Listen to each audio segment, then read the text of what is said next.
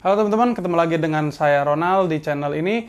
Nah teman-teman, udah lama kita nggak ketemu, tapi hari ini aku mau ngebahas sedikit mengenai hot topiknya nih, yang kita sekarang lagi banyak omongin ya, banyak diomongin sama netizen.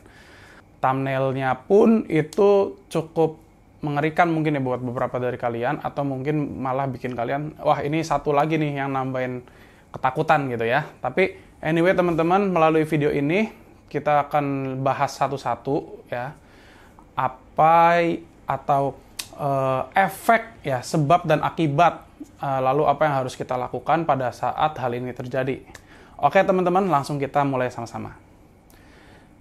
Nah teman-teman, hari ini spesial nih videonya, karena aku udah sampai bikin apa ya, kayak persiapan ya, karena topik yang perlu dibahas memang sebenarnya cukup panjang. Karena itu, kalau kalian yang nggak mau mendengarkan dari ujung sampai ujung ya, nanti aku akan berikan time code. Kalian bisa lihat aja topik yang kira-kira buat kalian menarik. Nah, kalian tinggal skip aja ke waktu tersebut ya. Nanti dilihat aja sendiri, di scroll aja di bawahnya ya. Oke teman-teman, sekarang kita akan ngebahas sedikit mengenai yang sedang digadang-gadang pada saat ini, yaitu mengenai resesi atau global recession atau kemungkinan krisis di tahun 2023. Kita mulai dari awal ya teman-teman. Aku sambil nyontek ya, karena bahasannya banyak banget.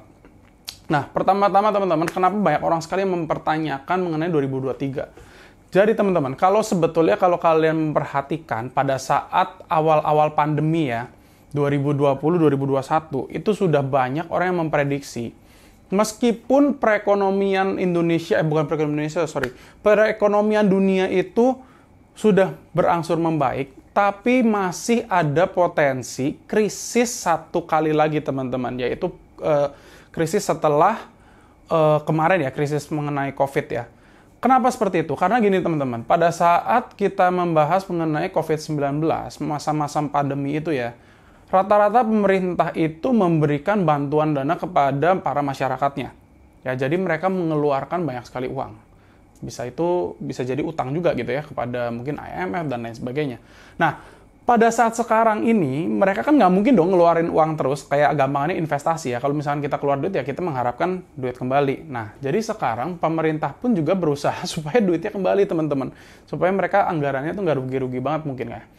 Nah, ini menyebabkan banyak peraturan-peraturan pemerintah yang berubah lah, dan berubahnya itu drastis.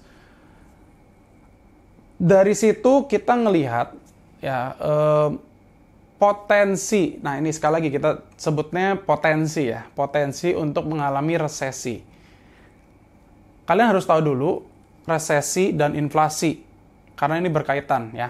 Resesi itu adalah perlambatan ekonomi, intinya seperti itu. Jadi yang katakanlah perekonomiannya tadi lagi maju sekali gitu ya, nah itu mendadak nanti tiba-tiba bisa berhenti atau melambat ya, bukan berarti bangkrut, nol, ya belum tentu juga. Nah, di lain sisi inflasi, apa itu inflasi? Inflasi itu adalah kenaikan harga barang. Bukan berarti harga naik, katakanlah kita beli cabai 1 kilo 100.000, nanti jadi 110.000, bukan sekedar itu aja ya. Tapi inflasi itu lebih mengarah kepada daya beli masyarakat itu berkurang gitu.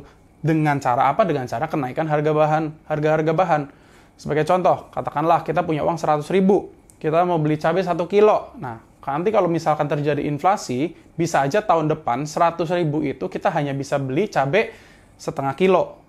Intinya seperti itu ya. Jadi itu perbedaan antara resesi dan inflasi. Keduanya sangat berhubungan ya, sangat erat gitu. Nah, sekarang kita akan melihat apa itu yang sedang terjadi di dunia ini seperti apa sih sebetulnya teman-teman. Ada beberapa hal yang kita perlu perhatikan saat ini ya. Pertama, perang Rusia dan Ukraina masih belum selesai. Masih banyak dampaknya ya, dari dulu awal mulai perang aja itu dampaknya besar gitu ya. Dan masih panjang. Perangnya nggak akan berhenti dengan cepat gitu ya. Kayaknya sih nggak, masih berkelanjutan. Nah, ini juga ada dampaknya kepada ekonomi global. Yang kedua, kalau kalian tahu mengenai UK dan Jerman.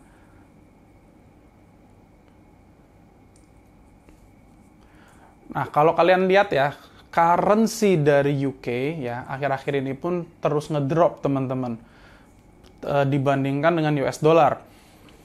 Terakhir itu kemarin ada kebetulan aku lagi ngobrol sama orang bank dan aku tanya kurs, ya ternyata memang kursnya sangat dekat ya. Tadinya beberapa bulan yang lalu itu aku ingat aku sempat tanya pound sterling itu berapa per rupiahnya. 1 pound sterling itu kisaran 18.000 sampai 20.000 rupiah. Pada saat sekarang udah dekat dengan US dollar, yang mendekati kira-kira 15.000 sampai 16.000. Nah, ini menunjukkan bahwa UK pun, negara yang besar pun, negara yang kuat pun, itu juga mengalami resesi, perlambatan ekonomi. Ya, memang banyak faktornya, teman-teman. Banyak faktor yang menyebabkan UK ini drop lah ya, gampangannya ngomong ya. Tapi ya salah satunya kita ngelihat yaitu currency-nya bertambah lemah, ya kemungkinan besar ekonominya juga bertambah lemah. Dan itu juga ada impact-nya dari perang antara Ukraine dan Rusia. Itu ngimpact besar ke dataran Eropa, itu parah ya. Jadi mereka banyak sekali dihantam dengan berbagai macam problem yang kita di Asia, di Indonesia nih nggak terlalu merasakan gitu sebetulnya. Nah, yang ketiga, ini yang lagi hot sih teman-teman, yaitu ada 2 bank, Credit Suisse dan ini satu lagi aku nggak ngerti baca gimana, Deutsche Bank atau apa nih, aku nggak terlalu paham lah ya cara bacanya ya. Tapi mereka berdua mengalami, aku sebutnya sih krisis kepercayaan ya, trust crisis gitu, dimana kalau kita ngelihat saham dari kedua bank ini dari beberapa tahun yang lalu, itu sekarang sudah berada di angka kira-kira 50%. Nah, ini menunjukkan bahwa adanya ketidakpercayaan ya, dari para konsumen, dari konsumen global ya terutama ya, konsumen global, kepada kedua bank ini teman-teman.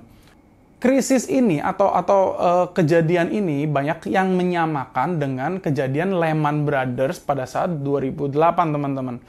Kalau kalian lihat 2008 itu ada krisis yang sangat besar ya, disebabkan oleh yaitu Lehman Brothers katanya, aku juga nggak terlalu paham, tapi yaitu menyebabkan ekonomi dunia semuanya mandek, pasar saham anjlok, semuanya hancur, tiba-tiba krisis mendadak.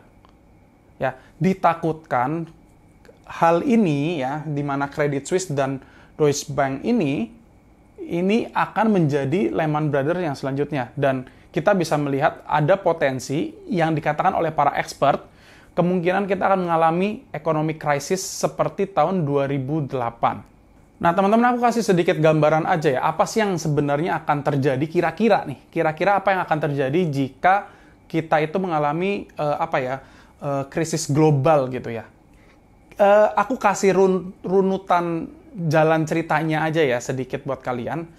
Jadi karena tadi inflasi tadi ya, inflasi harga barang semakin mahal, resesi, ekonominya melemah gitu ya. Inflasi, harga barang semakin mahal. Satu, jadi yang akan terjadi adalah harga barang semakin mahal. Tapi bukan berarti harga barangnya semakin mahal sebetulnya ya. Tapi orang semakin tidak sanggup untuk membeli barang tersebut, teman-teman. Jadi buying power-nya atau kesanggupan untuk membeli barang tersebut tuh berkurang. Setelah hal itu terjadi, otomatis bisnisnya mengalami kurang dong, omsetnya dong. Kan orang pada nggak mampu beli, ya kan, otomatis bisnisnya pasti turun, omsetnya turun. Pada saat omset perusahaan turun, apa yang akan terjadi teman-teman? Pasti mereka lay off karyawan, di PHK-kan. Karena orang di PHK-kan, banyak orang jadi nggak punya duit. Kalau banyak orang nggak punya duit, teman-teman, akhirnya orang pada nggak sanggup untuk beli bahan baku. Jadi di sini ada sebuah lingkaran setan ya, sebutannya lingkaran setan. Karena ini akan terus menggerogoti satu sama lain dan nggak ngerti nih berhentinya di mana, muter terus. Nah, itu yang kira-kira akan terjadi jika kita sampai mengalami ekonomi krisis, teman-teman. Lalu persiapan kita gimana sih sebagai masyarakat biasa lah ya. Kita masyarakat biasa yang mungkin nggak bisa relate, nggak terlalu kerasa juga sebenarnya gitu. Tapi pada saat krisis yang besar itu terjadi, pasti kita akan merasakan. Sebagai contohnya aja pada saat pandemi. Ya, aku bisa bilang sebagai pengusaha pun aku merasa bahwa dari pandemi sampai sekarang pun ekonominya belum bisa dibilang 100% pulih ya. Dan kita sudah ditakut-takutin dengan iming-iming, oh nanti 2023 akan ada krisis lagi loh. Dan lain sebagainya.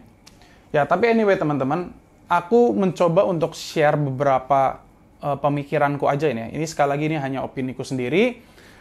Semoga opiniku ini bisa membantu kalian. Kalau menurut kalian kurang setuju, boleh kalian tulis di kolom komentar alasannya kalian. Kalau kalian mau aplikasikan silahkan, tapi intinya aku memberikan saran-saran ini murni untuk membantu kalian aja. Oke, sebelum aku memulai apa yang harus kita lakukan, aku mau memberikan sebuah saran atau bukan saran sih ya, lebih ke teguran lah ya, kepada para teman-teman konten kreator yang suka pamer-pamer barang mahal. Teman-teman tolong berhenti. Kenapa teman-teman harus berhenti? Karena kalian mengatakan bahwa itu memotivasi rakyat-rakyat lain supaya mereka bisa sukses kayak kita. Tapi enggak. Mereka itu hanya jatuh-jatuhnya nantinya iri. Oh, mereka bisa punya ini, si A bisa punya ini, si B bisa punya ini, mobilnya sekian M, beli rumah sekian M, beli perhiasan sekian M, beli handphone sekian M, beli kamera sekian M, dan lain sebagainya, teman-teman. Nggak ada ending bagusnya di situ. Saya ngerti kalian hanya membuat konten, menghibur para orang-orang Indonesia. Yes, tapi dampak jeleknya lebih gampang ditangkap daripada dampak positifnya, teman-teman. Dan akui saja kalau kalian kelihatan menggunakan barang branded, pasti kalian merasa bangga. Ya kan? Ya, tolong buat kalian hentikan, karena ini bisa membuat banyak orang memiliki gambaran yang berbeda, yang salah terhadap sebuah produk, terhadap lifestyle. Oke, setelah teguran tersebut, mari kita langsung masuk. Poin pertama yang harus kita lakukan untuk menghadapi resesi di 2023 kalau sampai terjadi adalah kita harus bisa mulai teman-teman menabung dari sekarang, teman-teman. Saya ngerti itu adalah hal yang tidak mudah untuk dilakukan. Saya nggak ngerti pendapatan kalian, saya nggak ngerti pengeluaran kalian, tapi saya hanya bisa menyarankan menabunglah sebanyak-banyaknya. Kita harus belajar dari pandemi pada saat 2020, teman-teman. Banyak sekali perusahaan, atau kita nggak bilang perusahaan ya, usaha kecil-kecilan mungkin, toko kelontong, kafe, dan lain sebagainya. Berapa ratus, berapa ribu, berapa puluh ribu usaha kecil yang bangkrut, yang tutup. Nah, kalau aku sebagai pengusaha, aku juga memikirkan kesejahteraan karyawan-karyawanku. Maka dari itu, aku pada saat pandemi kemarin ya, meskipun tokonya nggak rame, tapi aku tidak mencoba untuk cut gaji lah, atau masuknya setengah-setengah, masuknya sehari-sehari, dan lain sebagainya. No, semuanya full. Kenapa? Karena mereka juga menggantungkan hidup mereka menggantungkan kelancaran hidupnya mereka, kelancaran keluarganya mereka di pundakku juga. Maka dari situ aku belajar, teman-teman. Ada saatnya kita mendapatkan untung, tapi ada saatnya kita memang harus mengeluarkan uang dari tabungan-tabungan kita ya untuk hal-hal seperti ini. Mungkin kalian berkata, munafik lah. It's okay. Yang penting kemanusiaan tetap harus dijaga. Mereka juga karyawan yang membantu kita. Maka dari itu aku mau berusaha sekeras mungkin untuk, nggak apa-apa. Kita gampangannya ya, aku berdarah deh. Nggak apa-apa aku berdarah. Asal karyawanku bisa makan semua. Karena banyak dari karyawanku kan wanita ya. Dan suaminya ada yang nggak dikerjakan dan lain sebagainya. Kalau misalkan aku juga memberikan keputusan yang sama, nggak usah dikerjakan, terus mereka mau jadi apa? Dari situ aku belajar, teman-teman. Kita memang harus nabung. Dan itu hal yang sangat susah. Aku paham. Hal yang sangat susah. Menabung itu, kunci keberhasilan dari menabung, bagaimana cara supaya kita bisa menabung dengan berhasil, itu satu. Dipaksa. Jika kita nggak dipaksa, tidak ada paksaan, tidak ada keharusan untuk menyisihkan uang, ya kita pasti akan membuang uang pendapatan kita dengan ya begitu aja. Itu hal pertama, teman-teman. Hal yang kedua, menyangkut hal yang tadi aku sampaikan kepada YouTuber-YouTuber yang suka pamer-pamer barang mahal, barang mewah. Kalian harus berusaha untuk mengurangi kebiasaan hedon kalian. Hedon itu bukan berarti barang mahal doang loh, teman-teman. Tapi kadang-kadang barang-barang kecil, tapi kita terus beli. Kenapa? Ya untuk memuaskan hawa nafsu kita aja. Hal ini sangat mudah dilihat dari YouTuber-YouTuber Amrik. Kalau YouTuber Indonesia aku nggak terlalu banyak ngeliat ya. Terutama yang review gadget. Nah, kamera keluar, biasanya kan dalam 1 tahun ada keluar kamera 3-4 kali. Nah, nanti mereka beli. Nanti mereka beli lagi. Nanti mereka beli lagi. Nah, ada satu YouTuber yang menyatakan bahwa itu sebenarnya kita nggak perlu untuk beli-beli kamera kayak gitu. Tapi it's just prestige buat hedon aja. Supaya dilihat sama para teman-teman, para viewernya, hebat ya beli-beli kamera terus dan lain sebagainya. Makanya memberikan gambaran yang orang kaya nih, terpandang nih, duitnya banyak nih dan lain sebagainya, teman-teman. Yang ketiga, teman-teman, kita harus dari uang yang tadi kita tabung, kita harus menyisihkan lebih untuk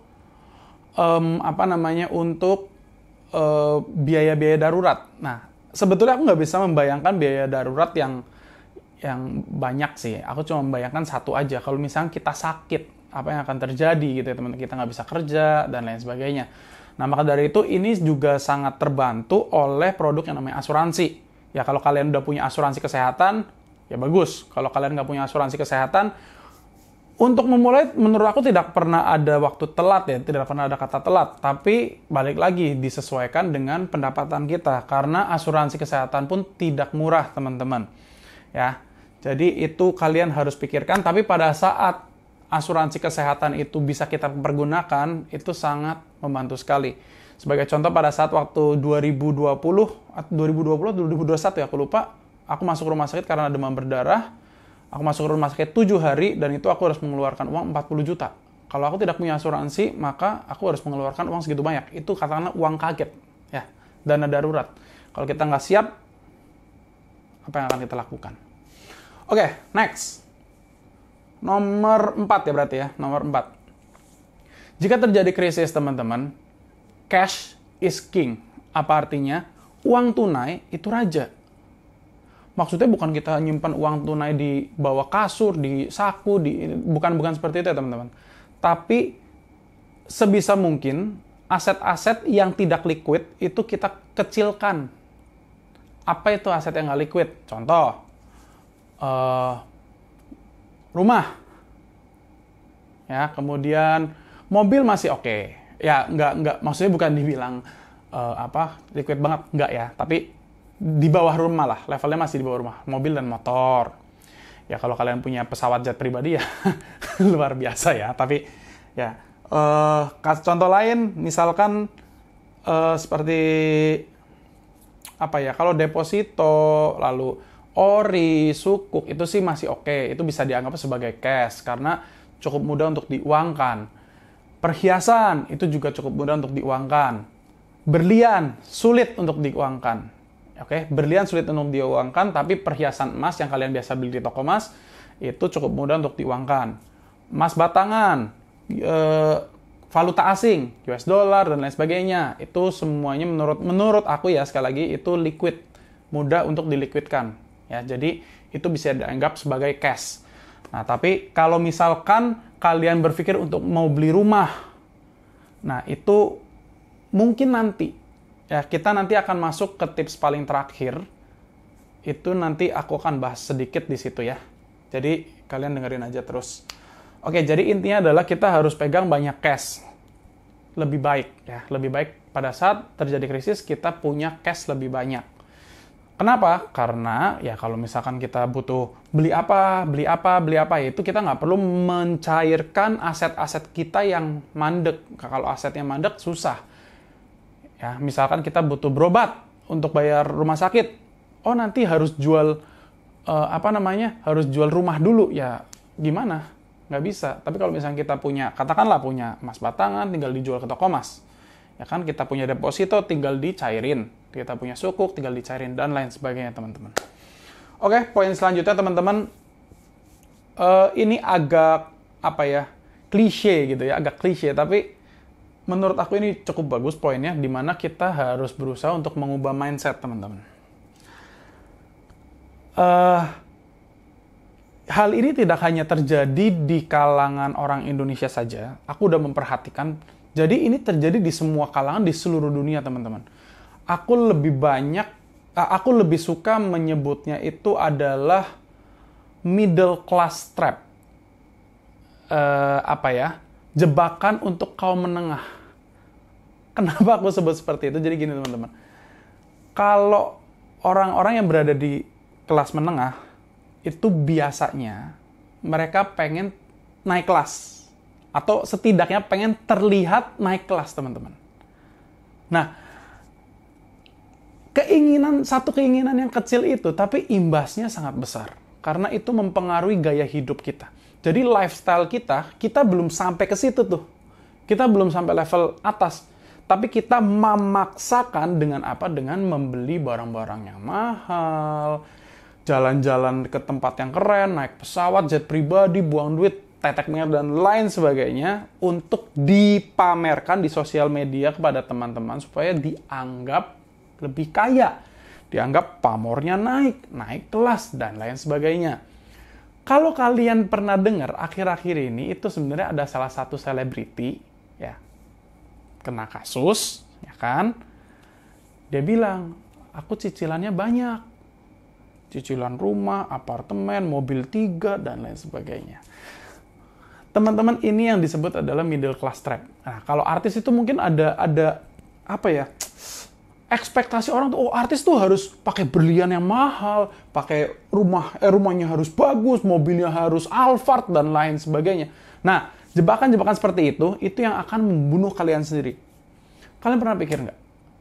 Pandangan orang terhadap diri kita itu nggak ngasih makan kita. Kalau kita mau memuaskan pandangan orang terhadap diri kita, yang rugi adalah kitanya sendiri. Oke?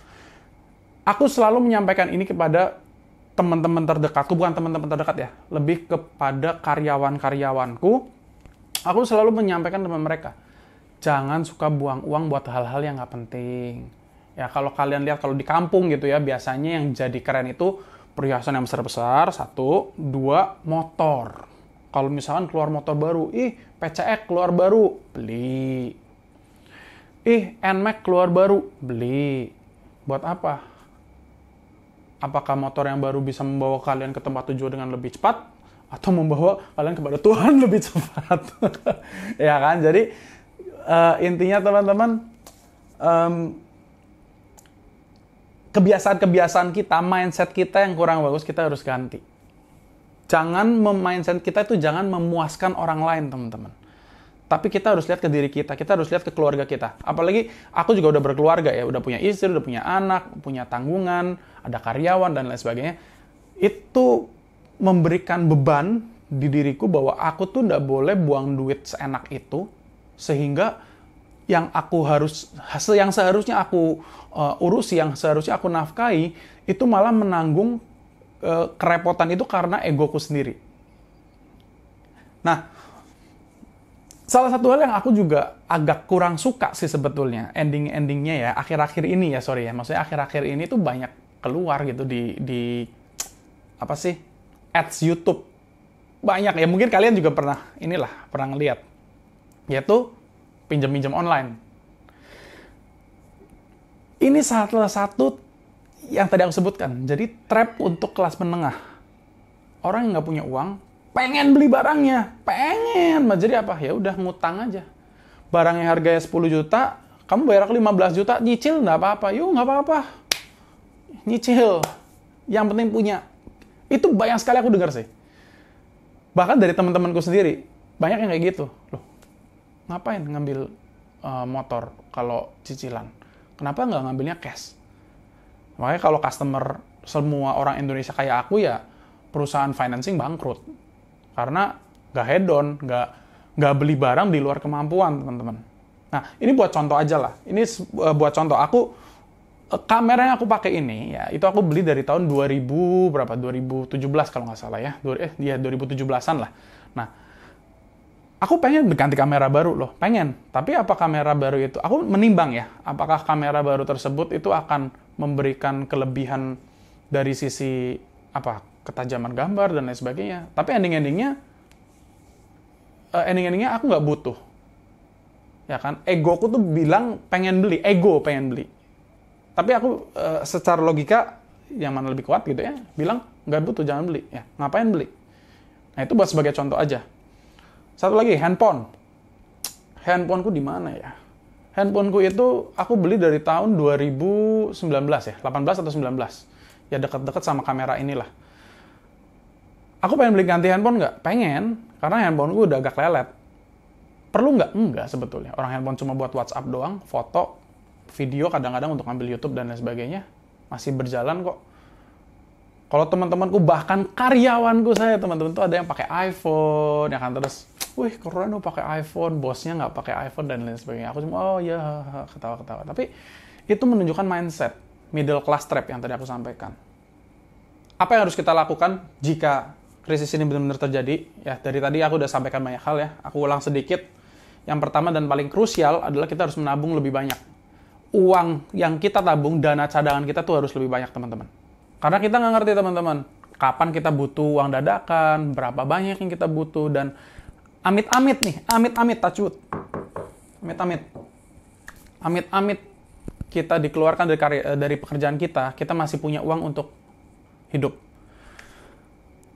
Saranku, kalau bisa, kalian persiapkan uang hidup, uang belanja, dan lain sebagainya untuk 1 tahun ke depan.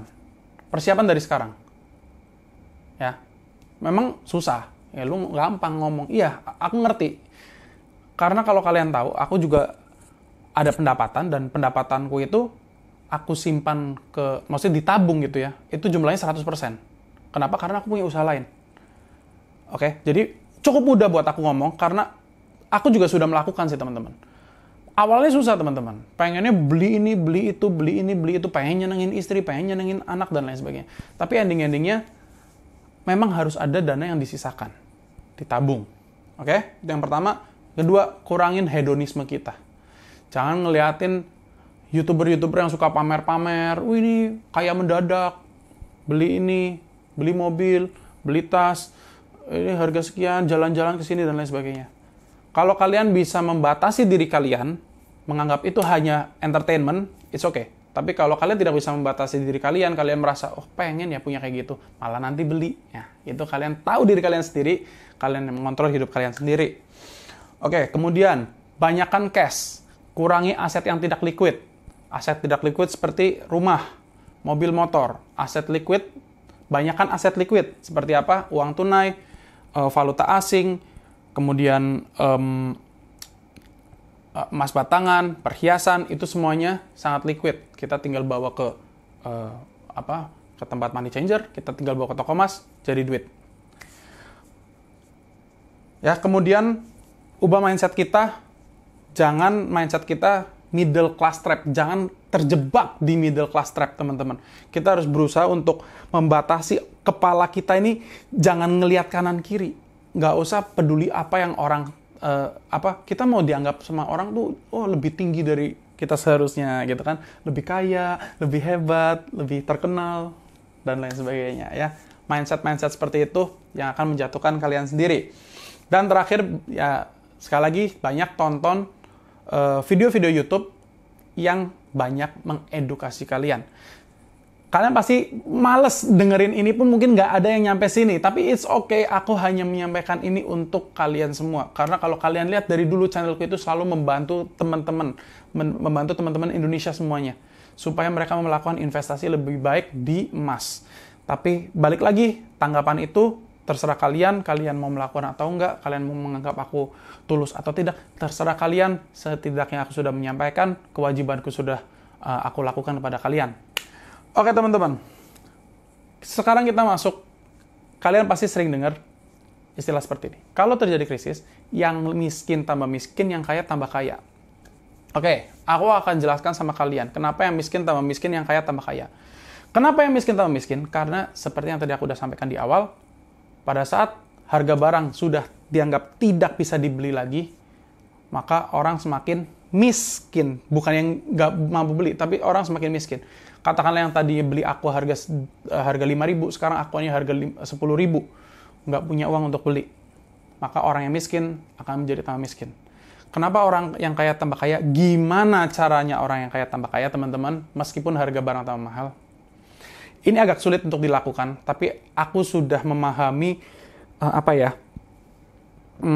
teorinya. Teorinya aku sudah pahami, tapi aku belum sudah pernah mengaplikasikan, tapi buktinya aku juga nggak jadi konglomerat kayak gimana ya. Cuma intinya yang sudah aku alami ini aku mau bagikan sama kalian.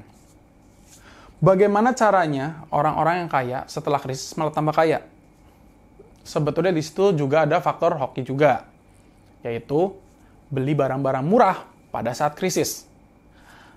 Kenapa aku sebut seperti itu? Kayak gini teman-teman, maksudnya itu, misalkan ada orang punya rumah, harganya 1 miliar. Karena dia ekonominya sedang susah sekali, otomatis rumahnya harus dijual teman-teman. Dan karena harus dijual cepat, begitu ada yang nawar 500 juta, langsung dibeli. Jadi orang yang kaya tersebut, yang punya cash, yang tadi ya cash is king, yang punya cash, yang punya uang tunai, dia mendapatkan rumah harga 1 miliar dengan harga 500 juta, teman-teman. Nah, jadi itu yang menyebabkan orang kaya tambah kaya. Kalau aku sih belajar juga dari terakhir pandemi 2020 ya. Pada saat saham BEI itu, saham-saham di Indonesia itu pada anjlok, kayak ya bank-bank dan lain sebagainya, kita semua pasti panik, selling, jual. Nah, itu poin di mana orang-orang kaya, yang orang-orang berduit, yang cash-nya banyak, yang tunainya banyak, mereka langsung beli di harga merendah. Lalu mereka tahan, 1 tahun kemudian dijual, mereka bisa profit 2 kali lipat, berarti 100%, 200%, 300%, 500%, dan lain sebagainya. Itu yang menyebabkan orang-orang yang kaya itu bisa tambah kaya. Sebetulnya nggak benar-benar bilang orang kaya tambah kaya sih, tapi orang kaya yang berani investasi, teman-teman. Dan mereka punya duit banyak, punya cash-nya banyak. Kalau misalkan seseorang itu disebut kayanya itu kaya aset, katakanlah aku punya rumah 50. Terus aku mau beli rumah 1, tapi aku nggak punya uang cash. Ya sama aja, pada saat krisis emang ada bank yang mau KPR? Nggak ada. Sama aja. Ya kan? Jadi cash is king, ada efeknya ke sini, teman-teman. Oke. Semoga tips itu bisa membantu kalian, ya. Dan sebetulnya kalau kalian bisa tarik pelajaran dari situ, kalau kalian punya aset yang mati, aset yang tidak liquid, ya, dan kalian mengalami krisis, dan kalian tidak punya cukup cash, itu yang bisa bikin kalian tambah miskin. Kalian beli rumah 1 miliar, kalian harus jual di angka 500 juta, karena kalian butuh uang. Atau, kalian punya motor baru, harga 30 juta. Katakanlah, oh nggak apa-apa, aku pakai nanti bisa dijual lagi harga 28, ruginya cuma 2 juta, dok. Oke. Tapi pada saat krisis terjadi, orang yang mau beli, ya udah sih, tak beli 8 juta, mau nggak? Apa yang akan kita lakukan? Kita milih motor atau milih makan? Karena itu banyak terjadi, teman-teman. Dan aku banyak mendengar hal itu terjadi. Ya, jadi semoga ini bisa membantu kalian. Ya, semoga ini bisa, apa yang aku sampaikan ini bisa membantu kalian. Sebetulnya aku ada ini prediksi lucu di mana kira-kira aku melihat kalaupun sampai terjadi krisis di 2023, kemungkinan pekerjaan yang bisa menarik lagi itu kemungkinan adalah ini, content creation, YouTube, edukasi, cari duit dari AdSense, cari duit dari iklan. Mungkin ya, balik lagi, aku nggak ngerti, ini cuma prediksi aja. Nah, kalau barang-barang makanan juga susah, teman-teman yang punya sawah itu juga akan terbantu, ya kan? Nggak perlu beli bahan-bahan makanan, karena sudah tersedia semuanya.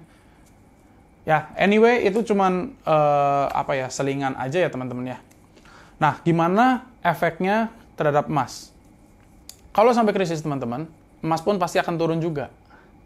Kenapa? Karena cash is king, teman-teman. Semua orang menjual aset-asetnya, pegang uang cash. Nah, nanti pada saatnya, pada titik terendah, dalam tanda kutip ya, pada titik terendah, maka orang akan mulai buyback lagi, beli lagi, beli lagi. Ini terjadi di semua lini ya teman-teman. Perumahan, saham, emas, ya mungkin oil, komoditas lain, dan lain sebagainya. Itu terjadi di semua lini. Ya, jadi jangan kaget kalau misalnya terjadi krisis, emasnya pun akan turun. Ya. Oke, teman-teman, dari aku segitu aja. Sudah lama sekali videonya. Terima kasih yang sudah nonton video ini. Banyak juga dari teman-teman yang ngechat ke aku, "Kok, tolong dong bikinin video mengenai respon mengenai 2023 gitu ya." Dan aku berterima kasih banget sama kalian karena kalian tetap ingat sama aku. Jujur aku lagi susah sekali, teman-teman. Waktunya itu sangat susah sekali. Untuk ngambil video, untuk edit, dan lain sebagainya. Tapi ya aku berusaha sih sebetulnya untuk mencari konten-konten setidaknya ya kalau misalkan berita ini itu cukup krusial. Maka dari itu aku bikinkan videonya. Ya semoga video ini bisa membantu kalian. Silahkan kalian kalau mau tanya tulis saja di kolom komentar dan aku akan jawab semua pertanyaan kalian.